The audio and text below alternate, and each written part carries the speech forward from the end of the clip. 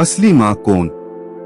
आज जो कहानी मैं आपको बताने जा रहा हूँ, शायद इससे मिलती जुलती कहानी आपने पहले से सुन रखी हो, पढ़ रखी हो या किसी टीवी या मूवी के सीन में देख रखी होगी। लेकिन वह कहते हैं ना कि ओल्ड इज गोल्ड। चिंता मत कीजिए, मैंने इसे कॉपी नहीं किया है, हाँ थोड़ा सा इंस्पायर्ड जरूर हूँ। भले ही यह कहानी पुरानी है, लेकिन इसको मैं बिल्कुल नए अंदाज में आपको बताने जा रहा हूँ। माँ की ममता पर लिखी ये कहानी पुरानी होते हुए भी जरूर आपके दिल में उतर जाएगी। यह कहानी 300 साल पहले की है। एक महिला को शादी के 12 साल हो गए थे, लेकिन उसे संतान सुख नहीं मिला था। बच्चे को पाने के लिए उस महिला ने न जाने क्या क्या उपाय किए थे। डॉक्टरों के पास गई थी, बाबा भक्तों के पास गई थी। जिसने जिस मंदिर, जिस मस्जिद, गुरुद्वारा या चर्च में जाने के लिए कहा, उस हर जगह गई थी। जिस भगवान का नाम लेने के लिए कहा, उस भगवान का नाम लिया था, और जितने उपाय या उपवास करने के लिए कहे सब किए। कहते हैं ना कि अगर दिल से और तन मन धन से कोई चीज चाहो तो मिल ही जाती है। इस महिला को भी उसकी तपस्या का वरदान उसके बेटे के रूप में मिल ही गया। 12 सालों की दुख, दर्द और पीड़ा अपने बेटे का चेहरा देखते ही सुख, खुशी और संतुष्टि में बदल गया। लेकिन अभी शायद उसकी तपस्या बाकी थी, शायद भगवान को अभी उसकी और परीक्षा लेनी थी। जब उसका बच्चा 1 वर्ष का हुआ तो एक दूसरी महिला ने उसका बच्चा चुरा लिया।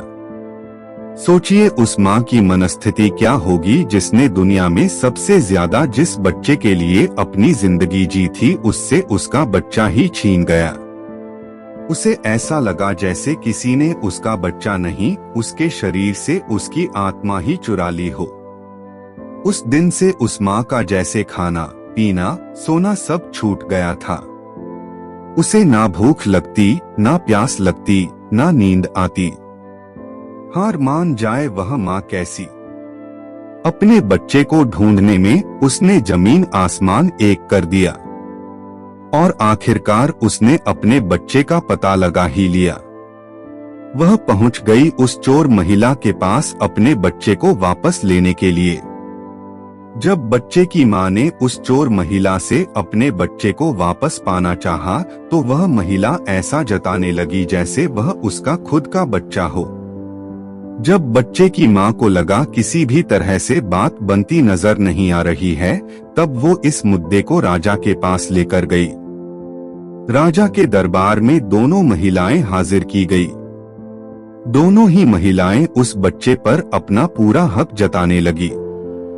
राजा और उसके सभी दरबारी काफी आश्चर्यचकित और हैरान हो गए, क्योंकि बच्चे की सच्ची माँ को पहचानने के लिए उन्होंने जितने भी सवाल बच्चे के बारे में दोनों ही महिलाओं से किए, जो उसकी आदतों, उसकी पसंद या उसके निशानों के बारे में थे, दोनों ही महिलाएं उसका सही सही जवाब दे रही थी।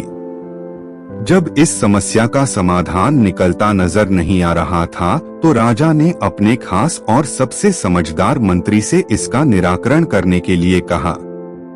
मंत्री ने बिना 1 मिनट की देरी किए तुरंत राजा से कहा कि महाराज, मुझे लगता है कि यह दोनों ही इस बच्चे की माँ है। इन दोनों का ही उस बच्चे पर बराबर का हक है। अगर आपको न्याय ही करना है तो सबसे बेहतर तरीका यही होगा कि आप बच्चे के 2 टुकड़े कर दीजिए और एक टुकड़ा दोनों माँओं को बांट दीजिए। मंत्री की ऐसी बात सुनकर राजा के साथ साथ दरबार में हाजिर सभी लोग उनकी तरफ आश्चर्य से देखने लगे। राजा ने सोचा कि मंत्री के ऐसी मूर्खतापूर्ण बातों के पीछे जरूर कोई रहस्य होगा। वह बिना सोचे समझे ऐसी बात कभी नहीं कर सकते। राजा ने तुरंत अपने सिपाहियों से कहा कि मंत्री की बात पर अमल किया जाए और इस बच्चे के 2 टुकड़े कर दिए जाएं। बच्चे की असली माँ ने यह फैसला सुनते ही राजा के पैर पकड़ लिए और बोली, महाराज, मुझ पर इतना जुल्म मत कीजिए। आप चाहे तो बच्चे को उस महिला को दे दीजिए, लेकिन उसके 2 टुकड़े कर मत मारिए। मेरा बच्चा मेरे पास नहीं रहा तो चलेगा, इस दुनिया में तो रहेगा। मंत्री जी ने राजा से कहा, महाराज यही उस बच्चे की असली माँ है और जो वहाँ पर शांत खड़ी है वह है चोर। राजा ने तुरंत उस बच्चे को उसके असली माँ को सौंपने के लिए कहा और उस चोर महिला को फांसी की सजा सुनाई। बच्चे की असली माँ को उस दूसरी महिला पर जिसने उसका बच्चा चुराया था दया आ गई, क्योंकि उससे मिलने के बाद उसे यह पता चला था कि वह भी उसी परिस्थिति से गुजर रही थी जिससे वह 12 सालों से गुजरी थी। इस महिला ने अपने बांझपन के चलते अपनी गोद भरने के लिए उस बच्चे को चुराया था और चुराने के बाद भी वह उस बच्चे को अपने खुद के बेटे की तरह प्यार करती थी।